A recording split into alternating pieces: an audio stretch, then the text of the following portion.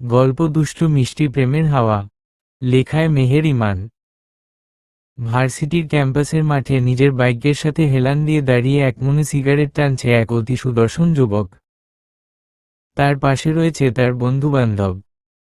নাম তার দিব্য রহমান, বিশিষ্ট ব্যবসায়ী আরমান রহমান ও দিবা রহমানের একমাত্র ছেলে। দিব্য উচ্চতায় 5'10", গায়ের রং ফর্সা, শরীরচর্চায় অভ্যস্ত, ফলে পেশিগুলো সুগঠিত, যেটা তার ব্যক্তিত্বকে আরও উজ্জ্বল করেছে।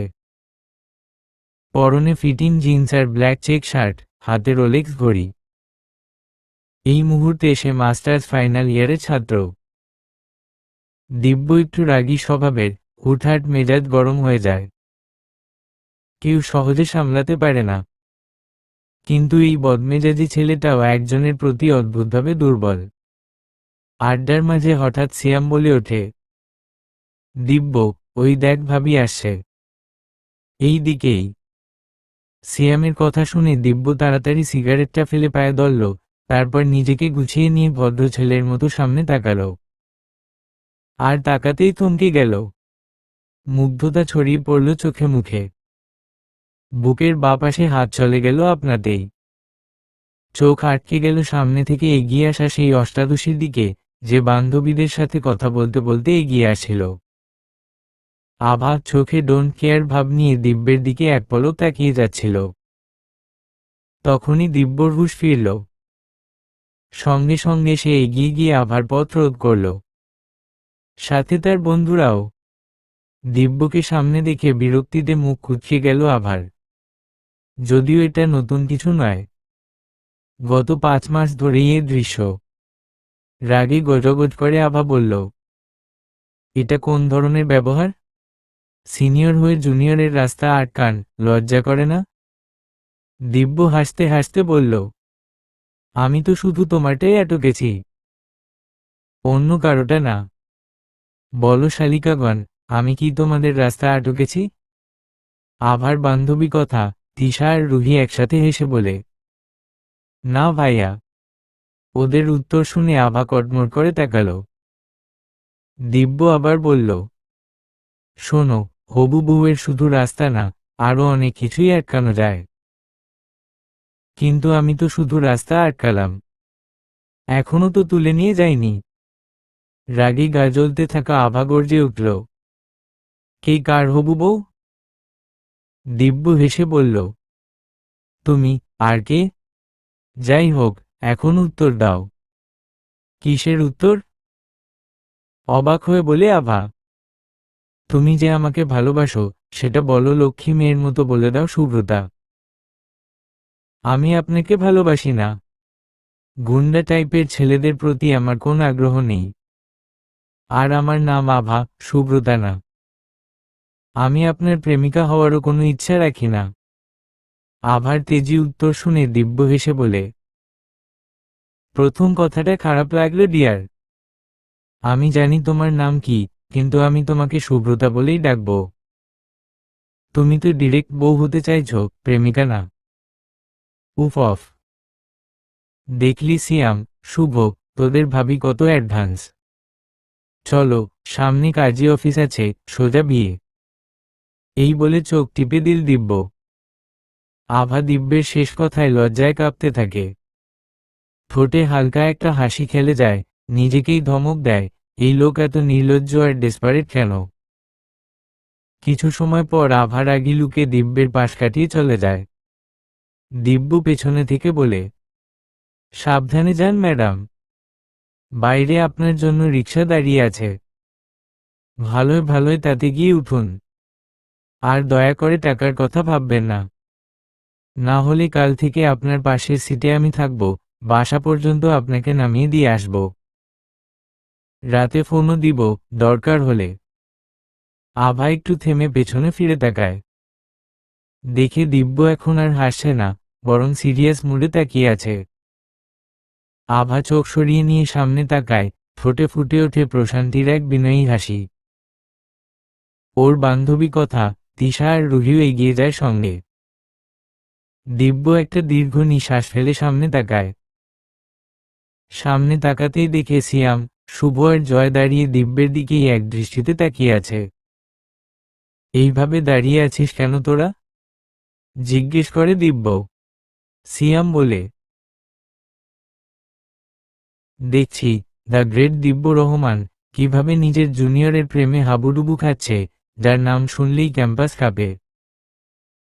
শুভ বলে, আর কিভাবে একটা ছোট মেয়ের ভয়ে সিগারেটটা মাটিতে ফেলে দিলি, সেটাও দেখলাম।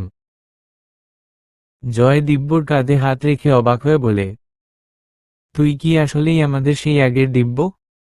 দিব্য হেসে বলে, ওরে ভাই, রেসপেক্ট দে।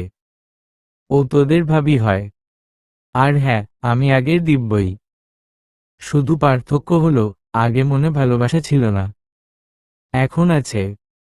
ভালোবাসা থাকলে সিগারেট ফেলা তো ছোট কথা, বউয়ের কথায় দুনিয়া ছাড়া যায় রে ভাই। সবাই একসাথে হেসে উঠে বলে, ও আচ্ছা। দিব্য ওদের দিকে প্রথমে চোখ কুঁচকে তাকালো, তারপর সেও হেসে উঠল বন্ধুদের সাথে। রাত 2টা। গভীর ঘুমে মগ্ন আভা। হঠাৎ করেই তার ফোনটা বেজে উঠল। অনেকক্ষণ ধরে বাজার পর ফোনটা কেটে গেল, কিন্তু কিছুক্ষণের মধ্যেই আবার ফোনটা বেজে উঠল। ফলে আভার ঘুম ভেঙে গেল। কিন্তু সে উঠল না, বরং বিরক্ত হয়ে কানের ওপর একটা বালিশ চাপা দিয়ে অন্য পাশ ফিরে আবার ঘুমিয়ে পড়ল। কিন্তু হায়, ফোনের ওই প্রান্তের ব্যক্তি যেন পণ করেছে, আজ আভার ঘুমের 12টা বাজিয়েই ছাড়বে। আভা এবার প্রচণ্ড বিরক্ত হয়ে নাক মুখ কুঁচকে ঘুম ঘুম চোখে ফোনটা রিসিভ করেই ঝাঁঝালো কণ্ঠে বলে উঠল, এই এত রাতে কে আপনি যে ফোন দিয়ে যাচ্ছেন? দেখছেন তো ধরছি না, তাও অসভ্যের মতো ফোন দিয়ে যাচ্ছেন। এত রাতে কে ফোন দেয়, কোনো আক্কেল নেই নাকি? কথাগুলো এক নিঃশ্বাসে বলে থেমে গেল আভা। ফোনের অপর পাশের ব্যক্তি ঠোঁট কামড়ে সামান্য হাসল। কেউ কথা বলছে না দেখে আভা আবার বলে উঠল, আশ্চর্য তো, এখন কথা বলছেন না কেন? বোবা নাকি আজীব? অপর পাশের ব্যক্তি এবার দুষ্টু সুরে বলে উঠল, রিল্যাক্স ম্যাডাম। এত হাইপার হচ্ছেন কেন? এত রাত হোক বা দিন, আমি যখন খুশি আপনাকে ফোন দিতে পারি ম্যাডাম। আপনিও তাতে বাধা দিতে পারবেন না। কথাগুলো কানে যেতেই ঘুম একেবারে উড়ে গেল আভার। চোখ দুটো যেন বেরিয়ে আসতে চায়। কারণ ফোনের অপর প্রান্তে থাকা ব্যক্তি আর কেউ নয়, স্বয়ং দিব্য রহমান। সেটা বুঝতে পেরেই ফোনটা দ্রুত কান থেকে সরিয়ে নিয়ে বিড়বিড় করে বলে উঠল, হায় হায়, এটা কি হলো? আমি তো ব্লক করে দিয়েছিলাম, এখন আবার অন্য নাম্বার থেকে ফোন দিয়েছে। আমি না বুঝে কত কি বলে ফেললাম। এখন কি হবে আল্লাহ? আল্লাহ এবার বাঁচাও। ঠিক সেই সময় ফোনের ভেতর থেকে হ্যালো শব্দ ভেসে এলো। আভা আবার ফোনটা কানে দিয়ে আমতা আমতা করে মেকি হাসি দিয়ে বলার চেষ্টা করল,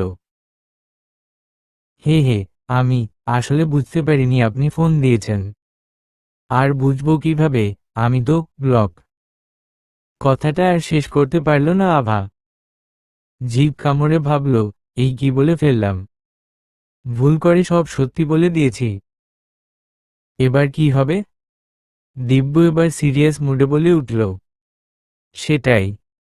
তুমি আমায় ব্লক দিয়েছ। কোন সাহসে ব্লক দিয়েছ? তুমি কি ভেবেছ ব্লক দিলে আমি আর যোগাযোগ করতে পারবো না? এর আগেও যতবার ব্লক দিয়েছ, ততবারই আমি অন্য নাম্বার দিয়ে ফোন দিয়েছি। তাও কেন শুধু শুধু ব্লক দিয়েছ আবার? আভা এবার মনে মনে ভাবল, সত্যিই তো। এ তো নতুন কিছু না, আগেও এমন হয়েছে। এবার না জানার ভান করে বলে উঠল, আ আমি আমি আসলে জানি না কিভাবে এমন হলো। হয়তো ভুল করে চাপ লেগে এমন হয়ে গেছে। দিব্য এবার বলল, নতুন কিছু বলো। এই ডায়লগটা পুরনো হয়ে গেছে। আমি জানি তুমি ইচ্ছে করেই করেছ, আর এজন্য তোমাকে শাস্তি পেতে হবে। রেডি থেকো, যান। আভা এবার দিব্যর শাস্তি কথা শুনে আরো ভয় পেয়ে গেল। দিব্য সেটা বুঝতে পেরে ঠোঁট কামড়ে হেসে বলল, এখন রাখছি। অনেক রাত হয়েছে, লক্ষ্মী মেয়ের মতো ঘুমিয়ে পড়ো। আর হ্যাঁ, তোমার এই ঘুম ঘুম বলার ভয়েসটা উফ অফ, অনেক অ্যাট্রাকটিভ। কেমন নেশালো লাগে আমার কাছে, ইচ্ছে করছে। বাকিটা বলার আগেই ফোনটা লজ্জায় কেটে দিল আভা। দিব্যর শেষ কথাগুলো শুনে আভার গাল লজ্জায় লাল হয়ে গেল, কান গরম হয়ে উঠল, আর মনে মনে দোয়া পড়তে লাগল। ওপারে দিব্য বুঝে গেল তার কথায় আভা লজ্জা পেয়েছে। সেটা বুঝে গা দুলিয়ে হেসে হাত দিয়ে মাথার চুল পেছনে সরিয়ে দিল। সকালে তাড়াহুড়ো করে কলেজের জন্য বের হচ্ছিল আভা। ঠিক তখনই তার বাবা আশরাফ চৌধুরী ডাক দিলেন। বাবার ডাক শুনে কাছে গেল আভা। আশরাফ চৌধুরী মেয়েকে পাশে বসিয়ে বললেন, এত তাড়াহুড়ো করে কেন যাচ্ছ মা? আস্তে যাও, আর বাড়ির গাড়ি নিয়ে যাও। গাড়ি থাকতে তুমি রিকশায় করে কেন যাও আভা? আভা এবার বাবার কথায় আহ্লাদি হয়ে তাকিয়ে বলে, সরি পাপা, আসলে দেরি হয়ে যাচ্ছিল, তাই আর কি। আর গাড়িতে যেতে ভালো লাগে না পাপা, আমি আমার ফ্রেন্ডদের সঙ্গে রিকশায় যাই, অনেক মজা পাই। গাড়িতে তো বোরিং লাগে পাপা। মেয়ের কথা শুনে হেসে উঠলেন আশরাফ চৌধুরী। মেয়ের গালে হাত রেখে বললেন, ঠিক আছে, বুঝলাম। তা তোমার পড়াশোনা কেমন চলছে? আর তোমাকে কেউ ডিস্টার্ব করে না তো মা? বাবার কথা শুনে এবার আভা মনে মনে দিব্যর কথা ভাবল। তারপর স্বাভাবিকভাবে বলল, না বাবা, সব ঠিক আছে। আর পড়াশোনাও ভালোই চলছে। আশরাফ সাহেব এবার মেয়েকে বললেন, আচ্ছা, ঠিক আছে। তুমি এখন যাও কলেজে। আর তোমাকে যদি কেউ ডিস্টার্ব করে, তাহলে তোমার পাপাকে বলবে, কেমন? আমি দেখে নেব কার এত সাহস যে আশরাফ চৌধুরীর মেয়েকে ডিস্টার্ব করে। এখন যাও। আভা বাবার কথা শুনে একটা ঢোক গিলে মেকি হাসি দিয়ে সেখান থেকে বের হয়ে গেল। আর মনে মনে বাবার বলা কথাগুলো ভাবতে লাগল। সে জানে ওর বাবা কতটা রাগী আর ক্ষমতাবান।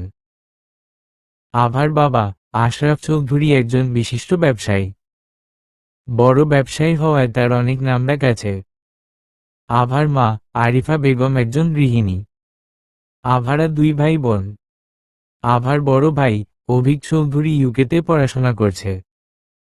আর আভা চৌধুরী, মানে আমাদের আভা, সবেমাত্র ভার্সিটির প্রথম বর্ষে। সবার ছোট হওয়ায় সে বাবা মা আর ভাইয়ের কাছে সবচেয়ে আদরের। আর এই কারণেই আভার ব্যাপারে তার বাবা আর ভাই সবসময় একটু বেশি পসেসিভ। ভার্সিটির ক্যাম্পাসের মাঠে বসে আড্ডা দিচ্ছে আভা, কথা, তিশা আর রুহি।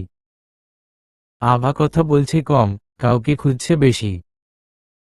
ঠিক যেখানটায় বসে দিব্য আর ওর গ্যাংয়ের ছেলেরা আড্ডা দেয়, ঠিক তার বরাবর বড় কাঠগোলাপ গাছের নিচে বসে আড্ডা দিচ্ছে আভারা। আভা দিব্যর বন্ধুদের দিকে তাকিয়ে ভাবছে, সবাই আছে, দিব্য কেন নেই সেখানে? কখনো তো এমন হয় না। তবে আজ কি হলো? ক্যাম্পাসে সব ছাত্রদের লিডার দিব্য রহমান নেই, এমনটা তো হওয়ার কথা না। আভার ভাবনার মাঝে কথা বলে উঠল আভাকে। কি রে আভা, কখন থেকে দেখছি তুই কাকে যেন খুঁজছিস। কি হয়েছে তোর? তিশা আবার বলে উঠল, কাকে আবার? নিশ্চয়ই দিব্য ভাইয়াকে খুঁজছে। রুহি বলল, হ্যাঁ, ঠিক বলেছিস, আমারও তাই মনে হচ্ছে। আভা ওদের কথা শুনে বিরক্ত হয়ে বলে উঠল, হ্যাঁ, ওই গুন্ডা লোকটাকেই খুঁজছি। তোদের কোনো সমস্যা? কথা এবার দুষ্টু হাসি দিয়ে বলল, না রে, আমাদের কেন সমস্যা হবে? আমরা তো বরং খুশি তুই দিব্য ভাইয়াকে খুঁজছিস। আমরা তো মনে প্রাণে ওনাকে দুলাভাই হিসেবে মেনে নিয়েছি। শুধু তুই হ্যাঁ বললেই সব হয়ে যাবে। বলেই দাঁত কেলালো কথা। আভা কথার কথা শুনে ওর পিঠে ঠাস করে একটা কিল বসিয়ে বলল, বেশি দাঁত কেলাস না, দাঁত ভেঙে যাবে। তিশা এবার বলে উঠল, আচ্ছা আভা, আমি একটা কথা বলি, শোন। অনেক তো হলো, এবার তো রাজি হয়ে যা। দেখ, তুইও জানিস আর আমরা সবাই বুঝি যে তুই দিব্য ভাইয়াকে পছন্দ করিস। তাহলে ওনাকে কেন এত ঘোরাচ্ছিস? বলে দে এবার সবটা। আভা তিশার কথা শুনে হালকা হেসে এবার বলল, হ্যাঁ বলবো তো অবশ্যই, তবে আরও একটু ঘুরিয়ে নেই বাছাকে। সবাইকে নাকে দড়ি দিয়ে ঘোরায়, আমিও ওনাকে ঘোরাবো। উনি যদি ভার্সিটির লিডার হন, তাহলে আমিও তো ওনার প্রেমিকা হব। ওনার মতো না হলে হয়? বলেই চোখ টিপ দিল আভা। আভার কথায় ওরা তিনজন অবাক হয়ে একসাথে উচ্চ শব্দে বলে উঠল, আরও ঘোরাতে চাস? আল্লাহ! কথা বলল, দেখিস আবার পাখি যেন উড়ে না যায়। বেশি অবহেলা করলে মায়া কমে যায়। আভা চোখ গরম করে বলল, এই তোরা থামো তো।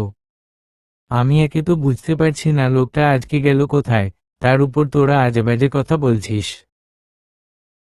রুহি বলল, হ্যাঁ, আমরা সেটাই ভাবছি। তখন তিশা বলল, আমার যাওয়ার সময় হয়ে গেছে, আর থাকতে পারবো না। তোরা কি যাবি না এখন? কথা আর রুহিও সায় দিল তিশার সাথে।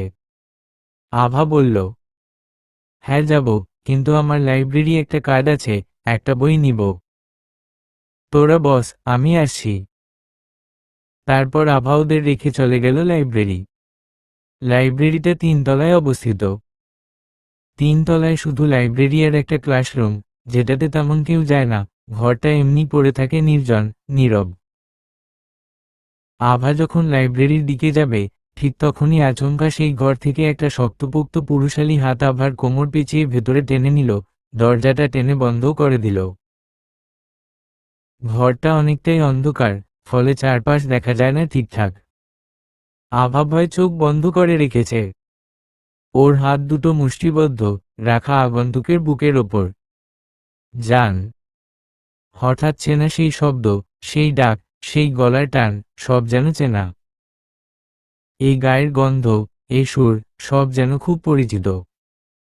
আভা মানুষটাকে চিনতে পেরে হঠাৎ করে চোখ মেলে তাকায়।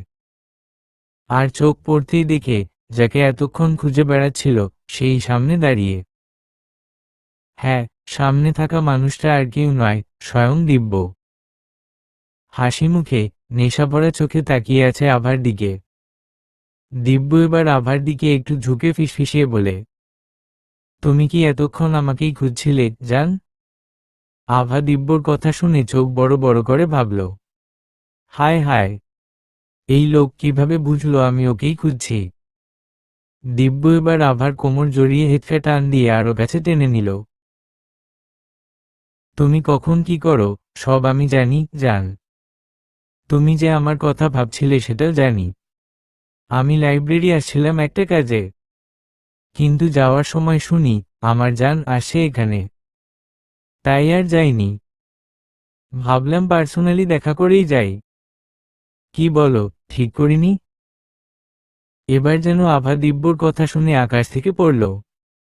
দিব্যর কাছ থেকে নিজেকে ছাড়াতে বলল, আপনি একটা অসভ্য, আসলেই। ছাড়ুন আমায়, অসভ্য লোক। দিব্য এবার আরো শক্ত করে ধরে বলল, তোমার জন্য আমি অসভ্যই জান। আর তোমাকে ছাড়ার জন্য ধরিনি না। আর তুমি যখন আমাকে অসভ্য বলেই ফেলেছ, তখন একটু না হয় অসভ্যতামও করি। বলেই চোখ টিপ দিল দিব্য। তা দেখে আভার গলা শুকিয়ে গেল, একটা ঢোক গিলল। আনমনা হয়ে আমতা আমতা করে বলল, খুন। ছি, জান। তুমি এত ফার্স্ট। এখন না, যা দেখার সব বিয়ের পর দেখব। দিব্যর কথা শুনে এবার আভা লজ্জায় লাল হয়ে গেল। তবু নিজেকে স্বাভাবিক রাখার চেষ্টা করে রাগ দেখিয়ে বলল, ছাড়ুন। ভালো হবে না কিন্তু, অসভ্য লোক। আমি কিন্তু চিৎকার করব এবার। দিব্য আভার কথা শুনে হো হো করে হেসে উঠল। আভাকে জড়িয়ে ধরা অবস্থায় বলল, তো করো চিৎকার। আমার কিছুই হবে না, যা হওয়ার তোমার হবে। এতে আমার বরং লাভই হবে, শ্বশুর আব্বুর সাথে বিয়ের ব্যাপারে কথা বলাও হয়ে যাবে। কারণ জানাজানি হলে তো তোমার বাবাকেই ডাকা হবে, তাই না? তাবাসসুম আর কি বলবে? বেচারি তো আহাম্মকের মতো অসহায় মুখ করে তাকিয়ে রইল দিব্যর দিকে। দিব্য এবার কানের কাছে মুখ নিয়ে ফিসফিসিয়ে বলল, আর তোমার শাস্তিটাও বাকি, জান। তুমি আমার নাম্বার আবার ব্লক করেছ, ভুলে গেছো সেটা? এতদিন অনেক ছাড় দিয়েছি। আর না, এবার ছাড় দেওয়া যাবে না। আভা, শাস্তি, কথা শুনে ভয়ে ঢোক গিলে আমতা আমতা করে বলল, কি কি শাস্তি দিবেন? দিব্য আভার অবস্থা দেখে ঠোঁট কামড়ে হেসে আবার কানের কাছে মুখ নিয়ে বলল, প্র্যাকটিক্যালি দেখাবো তো, জান, অপেক্ষা করো। বলেই আভার থেকে একটু দূরে সরে গিয়ে চোখ টিপে পকেট থেকে ফোন বের করল। কাকে যেন ফোন করল দিব্য। ওপাশের ব্যক্তি ফোন ধরতেই দিব্য গম্ভীর গলায় বলল, আমি তোদের ভাবির সাথে লাইব্রেরি আছি। খেয়াল রাখবি, কেউ যেন এই ফ্লোরে না আসে, আমি না নামা পর্যন্ত। বলেই ফোন কেটে দিল দিব্য। আভা তো এবার ভয় কাঁপতে শুরু করল। মনে হচ্ছে এখনই বুঝি দিব্য নামক আজরাইলের ভয় প্রাণটা বের হয়ে যাবে। দিব্য নেশাভরা দৃষ্টিতে তাকিয়ে দেখছে আভাকে। আর আভাকে কাঁপাকাঁপির সুযোগ না দিয়েই এগিয়ে গিয়ে আভাকে দেয়ালের সঙ্গে একেবারে চেপে ধরল। এক হাতে কোমর, অন্য হাতে গাল আর গলার কাছে শক্ত করে ধরে। আভা এবার ভয়ে আরো গুটিয়ে গেল। ওর উচ্চতা দিব্যর বুক অবধি, তাই দিব্যর অসুবিধা হচ্ছিল, নিজেই নিচু হয়ে ঝুঁকে যাচ্ছিল প্রেয়সীর দিকে। আভা সেটা বুঝতে পেরে চোখ বন্ধ করে ফেলে। কাঁপা কাঁপা গলায় বলে, প্লিজ, যেতে দিন। আমি আর কখনো এমন করব না। দিব্য শুনল, কিন্তু থামল না, বরং আরো এগিয়ে এলো আভার দিকে। আভা কাঁপা ঠোঁটের দিকে তাকিয়ে দিব্য আর থাকতে পারল না। নিজের সিগারেট পোড়া ঠোঁটটা মোলায়েমভাবে ডুবিয়ে দিল প্রেয়সীর ঠোঁটে। আবেশে চোখ বন্ধ করল দিব্য। আর আভা বিষয়টা বুঝতে পেরে হঠাৎ করে চোখ খুলে তাকাল। নিজেকে ছাড়াতে চেষ্টা করল, কিন্তু পারল না। দিব্য আরো আগলে নিল ওকে। কিছুক্ষণ ধস্তাধস্তির পর থেমে গেল আভা। নিজেও রেসপন্স করতে লাগলো দিব্যর সাথে। মেতে উঠল দুজনে প্রেম সুধায়। কতক্ষণ চলল এই সুধা পান, তা জানা নেই কারো। আর নাই দুনিয়ার হুঁশ রইল কারো। তারা তো নিজেদের প্রেমে ব্যস্ত। আজ যেন এক নতুন অনুভূতির সাথে পরিচয় হচ্ছে দুজনের। এতদিন দিব্য আভার পেছনে ঘুরেছে, ভালোবেসেছে, দখল দেখিয়েছে, তবু কখনো এত কাছাকাছি আসেনি ওর। তাই এই অনুভূতিটা নতুন আভার জন্য। আলো আধারিতে মিশে থাকা এক অচেনা শিহরণ। অজানা অথচ চেনা এক ভালোবাসার ঘোর। কেটে গেছে অনেকগুলো দিন।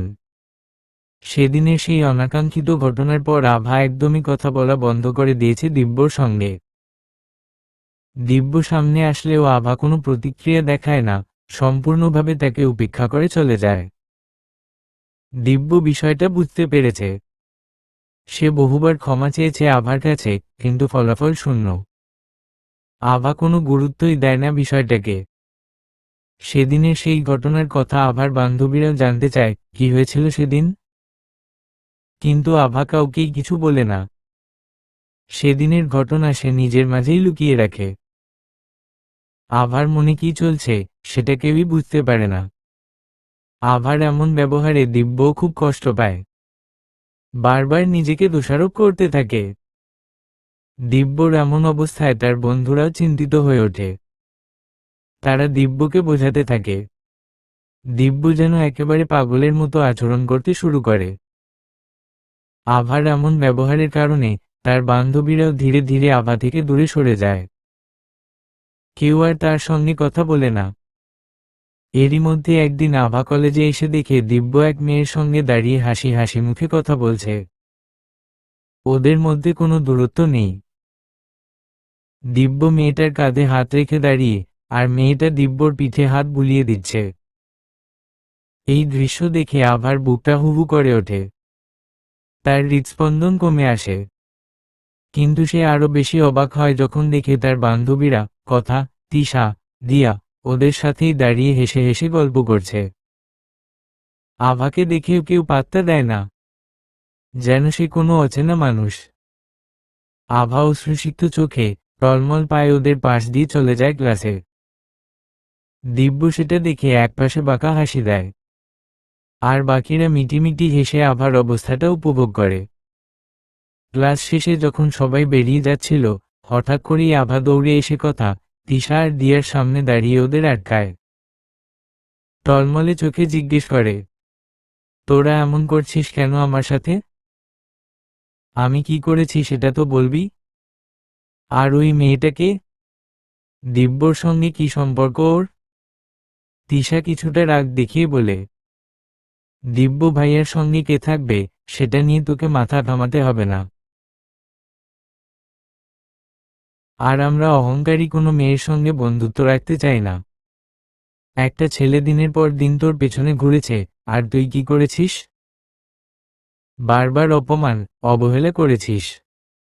এবার কথা বলে ওঠে, হ্যাঁ, আমি নিজে চোখে দেখেছি একজন মানুষকে কতটা ছোট করতে পারে একটা মেয়ে, তাও আবার আমাদের প্রাণপ্রিয় বান্ধবী। ছি, লজ্জা লাগে আমাদের ভাবতে।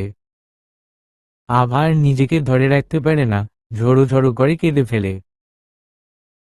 তখন দিয়া বলে, এখন আর কেঁদে কি হবে? যা হওয়ার হয়ে গেছে। দিব্য ভাইয়া তোকে আর বিরক্ত করবে না। ভাইয়া অনেক দেরি করে হলেও পারফেক্ট মানুষকে পেয়েছে, যে তার ভালোবাসার মূল্য বোঝে। দিয়ার কথা শুনেই আবার কান্না থেমে যায়। বিস্ময় ভরা চোখে তাকিয়ে জিজ্ঞেস করে, পারফেক্ট মানুষ মানে কি বলছিস তুই? তিশা তখন আবার হাত ধরে সামনে দাঁড় করিয়ে বলে, তুই জানতে চেয়েছিলি না ওই মেয়েটাকে? তাহলে শোন, ওইটা দিব্য ভাইয়ার পিয়ন্সে, মানে হবু বউ। তোকে মুক্তি দিয়ে দিয়েছে দিব্য ভাইয়া। এখন নিশ্চয়ই খুশি হবার কথা। কথাটা শুনেই আবার যেন আকাশ থেকে পড়ে তার পুরো পৃথিবী থেমে যায়। সে নিজের বাহু ছাড়িয়ে নিয়ে চোখের পানি মুছে জিজ্ঞেস করে, উনি এখন কোথায়? দিয়া উত্তর দেয়, হয়তো আমাদের ডিপার্টমেন্টের ক্যান্টিনে আছেন। কিন্তু কেন? আভা আর কিছু না বলে ছুটে চলে যায় সেদিকে। পেছনে সবাই হতবাক হয়ে তাকিয়ে থাকে। কথা তখন তাকে যেন ফোন করে কিছু একটা বলে। আভা ক্যান্টিনে গিয়ে দেখে দিব্য একটা চেয়ারে বসে আছে, পায়ের ওপর পা তুলে কি যেন বলছে শুভ্রকে। পাশেই দাঁড়িয়ে আছে সেই মেয়েটা, দিব্যর কাঁধে হাত রেখে। এই দৃশ্য দেখে আভা আর নিজেকে থামাতে পারে না। দৌড়ে গিয়ে মেয়েটার হাত টেনে সরিয়ে দেয়, তারপর ঠাস করে একটা চড় কষায় মেয়েটার গালে। চড়ের শব্দে পুরো ক্যান্টিন স্তব্ধ হয়ে যায়। সবাই অবাক হয়ে তাকিয়ে থাকে আভার দিকে। ঠিক তখনই পেছনে থেকে কথা তিশা আর দিয়াও এসে পড়ে। দিব্য কিছু বলে না, কথা এগিয়ে এসে বলে, এসব কি করছিস তুই? পাগল হয়ে গেছিস? আভা চিৎকার করে বলে, হ্যাঁ, পাগল হয়ে গেছি। এই মেয়ে তোমার সাহস কি করে হয় দিব্যর গা ঘেঁষে দাঁড়ানোর? আর কখনো এমন সাহস করো না। বেচারি মেয়েটা থ হয়ে দাঁড়িয়ে থাকে। হঠাৎ চড় খেয়ে এবং এরপর আভার হুমকিতে কেঁপে ওঠে। এরপর আভা এগিয়ে গিয়ে দিব্যকে জড়িয়ে ধরে। দিব্য এটার জন্য প্রস্তুত ছিল না। ব্যালেন্স হারিয়ে পেছনে পড়ে যেতে লাগলো, কিন্তু এক হাতে আভাকে ধরে আবার নিজেকে সামলে নেয়। তারপর সে জড়িয়ে ধরা হাতটা সরিয়ে নেয়। আভা তখন কাঁদতে কাঁদতে বলে, আমাকে মাফ করে দাও দিব্য। আমি যা করেছি ভুল করেছি। তোমাকে এভাবে উপেক্ষা করা উচিত হয়নি। আমি শুধু চাইছিলাম তুমি প্রমাণ করো তুমি আমাকে কতটা ভালোবাসো। আমি প্রথম দিন থেকেই তোমাকে ভালোবাসি দিব্য, সত্যি। দিব্য কিছুক্ষণ চুপ করে থাকে। তারপর একটা দীর্ঘ নিঃশ্বাস ফেলে বলে, তুমি অনেক দেরি করে ফেলেছ আভা। এখন আর কিছু সম্ভব না। আমার বিয়ে ঠিক হয়ে গেছে। তুমি ভুলে যাও সব। এই কথা শুনে আভার হৃদয় চূর্ণ বিচূর্ণ হয়ে যায়।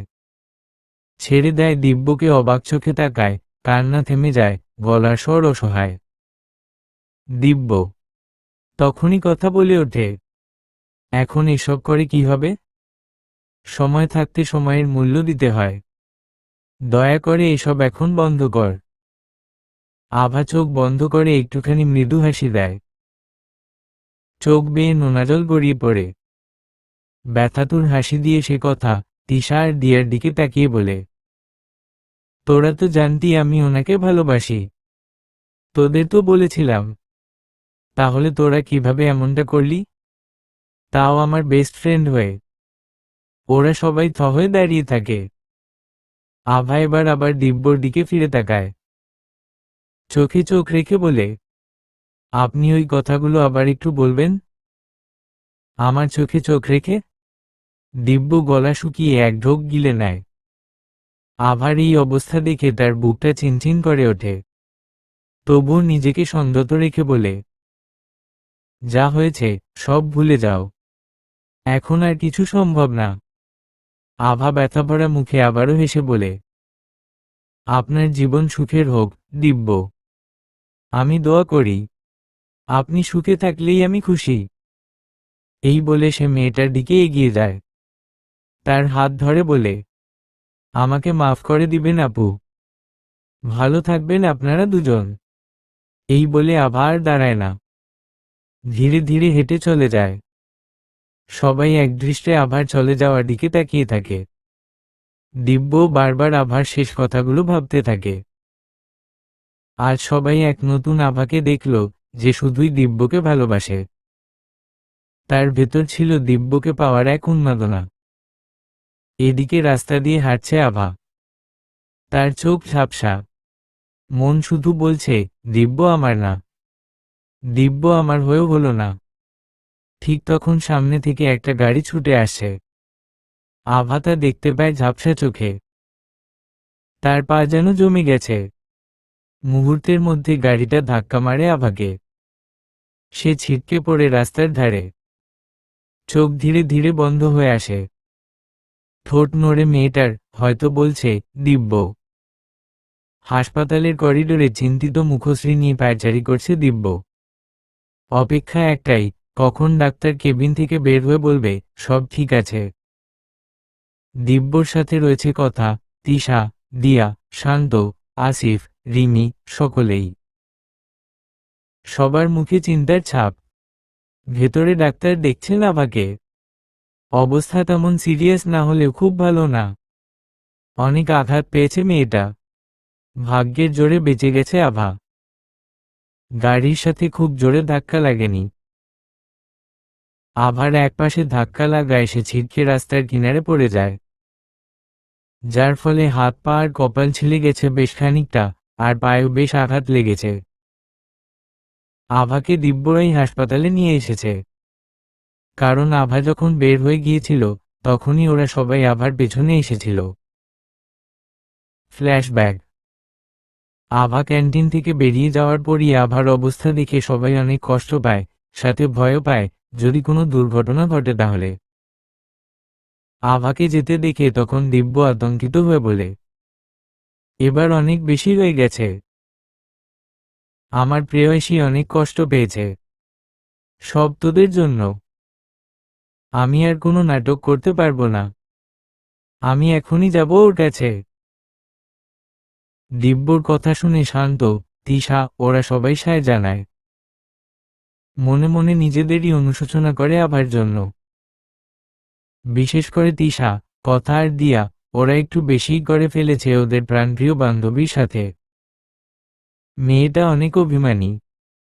দিব্য আর এক মুহূর্ত দেরি না করে ছুট লাগায় বাইরে, আবার উদ্দেশ্যে। বাকিরাও আছে সাথে। কিছুদূর যেতেই আভাকে দেখে দিব্যর মুখে হাসি ফুটে ওঠে। কিন্তু সেই হাসি বেশিক্ষণ স্থায়ী থাকে না। কারণ তখনই দেখে একটি গাড়ি আভার দিকে আসছে। আর মেয়েটা কেমন প্রতিক্রিয়াহীনভাবে দাঁড়িয়ে আছে। তারপরের ঘটনা খুব দ্রুত ঘটে। দিব্য আভার কাছে পৌঁছানোর আগেই গাড়িটা আভাকে ধাক্কা দেয়। সাথে সাথে রাস্তায় ছিটকে পড়ে আভা। দিব্য ভয়ে জোরে আভা বলে চিৎকার করে ওঠে। বাকি সবাইও অবাক হয়ে এই ঘটনা দেখে। কি থেকে কি হয়ে গেল? দিব্য তাড়াতাড়ি আভার কাছে গিয়ে ওর মাথাটা কোলে তুলে বলে, চোখ খোলো জান, তাকাও, দেখো আমি দিব্য। আমাকে মাফ করে দাও। এগুলো সব ওদের প্ল্যান ছিল, সব মিথ্যা। আমি শুধু তোমার। এমন অচেতন কিভাবে হলে জান? ওঠো, আমাকে ইগনোর করো, আমি সহ্য করব, কিন্তু তোমার কিছু হলে আমি মরে যাব। ওঠো প্লিজ, বলেই পাগলামি করতে থাকে দিব্য। আবার কেন হুঁশ নেই, মেয়েটা অনেক আগেই জ্ঞান হারিয়েছে। সবাই দেখে দিব্যর সেই পাগলামি। শান্ত, আসিফরা মিলে দিব্যকে সামলায়। দিব্য হঠাৎ রেগে যায়। রেগে মেগে তেড়ে যায় ওই গাড়ির ভেতরে থাকা লোকটাকে মারতে। এতক্ষণে গাড়ির ড্রাইভার বের হয়। দিব্য গিয়ে জোরে ঘুষি মারে লোকটার নাক বরাবর, তারপর কলার চেপে ধরে বলে, শুয়োরের বাচ্চা, চোখে দেখিস না। যদি বড় কিছু হয়ে যেত, তখন কি হতো? তোদের সব কয়টাকে আমি জেলে ঢোকাব, রাস্কেল। এমন পরিস্থিতি দেখে শান্ত এগিয়ে এসে থামিয়ে দেয় দিব্যকে। দিব্য, থামো। এখন এগুলো করার সময় নয়।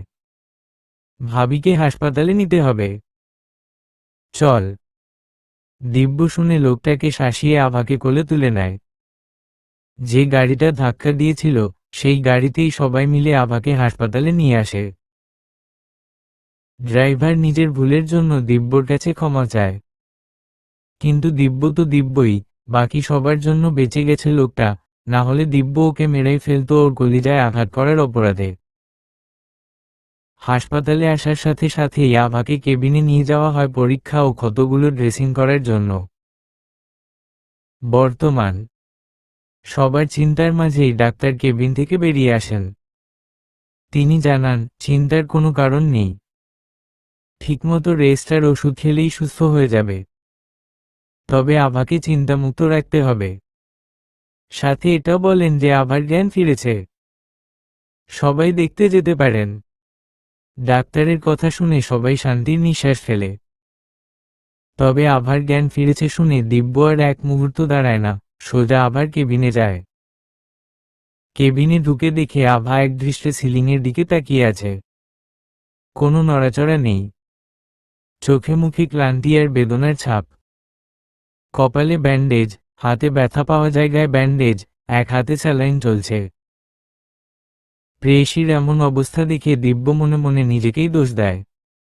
এমন নাটক না করলে আজ তার প্রেয়সী সুস্থ থাকত। এক পা করে এগোয় আভার দিকে।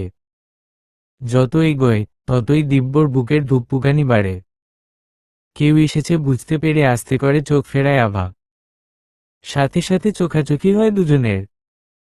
দিব্য মুগ্ধ নয়নে তাকিয়ে থাকে আভার পানে। আর আভা দিব্যকে দেখামাত্রই চোখ জোড়ায় অভিমানের অশ্রুহানা দেয়। মনে মনে ভাবে, কেন এসেছে লোকটা? দিব্য সামনে বসে আভার হাতটা নিজের দুই হাতের মাঝে নিয়ে গালে ঠেকিয়ে বলে, আমাকে মাফ করে দাও জান। তুমি যা শাস্তি দেবে, মাথা পেতে নেব। কিন্তু তোমার ওই অভিমানী চোখ জোড়া আমাকে অনেক কষ্ট দেয়। অভিমান করো না, আমি মরে যাব। আভা কথাগুলো শুনে অবাক হয়। আবার সেই আগের দিব্যকে দেখে। আগে দিব্য যেভাবে কথা বলতো, এখনো সেভাবেই বলছে। কিন্তু কেন বলছে, সেটা বুঝতে পারে না আভা। কারণ দিব্যর তো বিয়ে ঠিক, তাহলে এসব কেন? অবাক হয়ে আভা বলে, হাত ছাড়ুন, দিব্য ভাই। এগুলো এখন আর আপনাকে মানায় না। আমি আপনার কেউ না। আপনার বিয়ে ঠিক। আপনার হবু বউ জানলে কষ্ট পাবে। চলে যান এখান থেকে। এই প্রথম আভা দিব্যকে ভাই বলে সম্বোধন করে। দিব্য বুঝতে পারে প্রেয়সীর অভিমান। আভাকে আরো অবাক করে দিয়ে আভার ধরে রাখা হাতে শব্দ করে চুমু খায় দিব্য।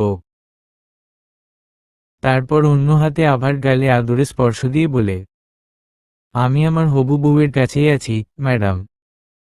আপনিই তো আমার সব। তখন যা বলেছি সব মিথ্যা ছিল। এগুলো সব প্ল্যান করেছিল আপনার আর আমার শয়তান বন্ধুগুলো, আপনার মুখ থেকে সত্যিটা বের করার জন্য। আমি সরি, জান। আর ওই মেয়েটা আমার কাজিন। এর বেশি কিছু না। ও আমাকে বড় ভাই হিসেবেই দেখে। প্লিজ ভুল বোঝো না। তুমি ছাড়া আর কেউ নেই এই দিব্যর জীবনে। সব শুনে আভা খুশিতে নিজের অসুস্থতার কথায় ভুলে গিয়ে দিব্যকে জড়িয়ে ধরে। দিব্য শক্ত করে আগলে রাখে নিজের প্রেয়সীকে। এমন সময় বাকিরা কেবিনে ঢুকে পড়ে। শান্ত গলা খাকারি দিয়ে বলে, ভাই, এটা হাসপাতাল। আর বিয়েটা এখনো বাকি। একটু বাঁচিয়ে রাখো। দিব্য চোখ রাঙায়। আর আভা লজ্জায় শেষ। এরপর কথা, তিশা, দিয়া সবাই ক্ষমা চায় আভার কাছে। সব শুনে আভা সবাইকে ক্ষমা করে দেয়। রিমির সাথেও ভালো বন্ডিং হয়ে যায় আভার। 1 মাস পর ফুলে সজ্জিত বাসর ঘরে বসে আছে আভা। হ্যাঁ, আজ আভা আর দিব্যর বিয়ে হয়েছে। তারা একে অপরকে সারা জীবনের জন্য নিজের করে পেয়েছে। দুই পরিবারের সবাই সবটা মেনে নিয়েছে। দিব্য আর আভার বাবারা আগে থেকেই বন্ধু। আর সবচেয়ে মজার ব্যাপার, তারাই আগেই দিব্য আর আভার বিয়ে একে অপরের সাথে ঠিক করে রেখেছিলেন। রাত 12টা। খাটের মাঝখানে ঘোমটা দিয়ে বসে আছে আভা। বারবার লজ্জায় আসতে হচ্ছে মেয়েটা, সাথে খুশিও হচ্ছে ভালোবাসার মানুষকে আপন করে পেয়েছে বলে। হঠাৎ দরজা খোলার শব্দে ভাবনা থেকে বের হয় আভা। লজ্জাগুলো আরো চেপে ধরে তাকে। ঘোমটার ফাঁক দিয়ে তাকায় নিজের ব্যক্তিগত পুরুষের দিকে। শুভ্র রঙের পাঞ্জাবিতে মানুষটাকে অসম্ভব সুদর্শন লাগছে। দিব্য দরজা আটকে ধীরে ধীরে এগিয়ে আসে নিজের প্রেয়সীর দিকে। চোখে মুখে আনন্দের উচ্ছ্বাস। এতদিনের অপেক্ষার অবসান ঘটল আজ। এই মেয়েটাকে পাওয়ার জন্য কত ধৈর্য আর কষ্টই না করেছে সে।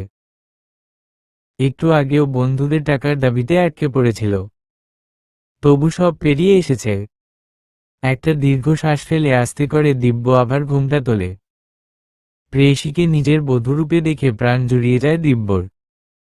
আলতো করে আভার থুতনিতে হাত দিয়ে মুখ তোলে, তারপর কপালে চুমু খায়।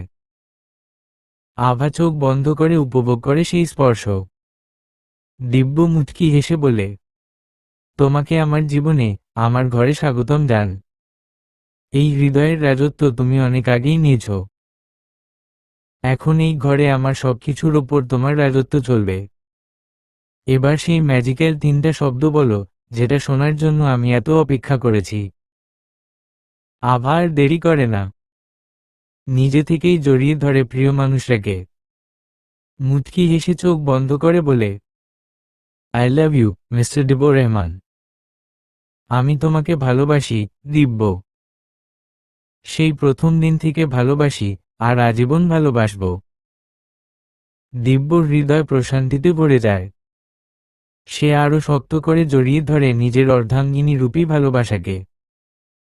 তারপর তারপর আর কি, দুজনেই ভেসে যায় নিজেদের মধ্যে। এই রাত ভালোবাসার। এই রাত পূর্ণতার। এই রাত প্রিয় মানুষকে আপন করে পাওয়ার। সবাই দোয়া করবেন ওদের জন্য। টাটা। সমাপ্ত।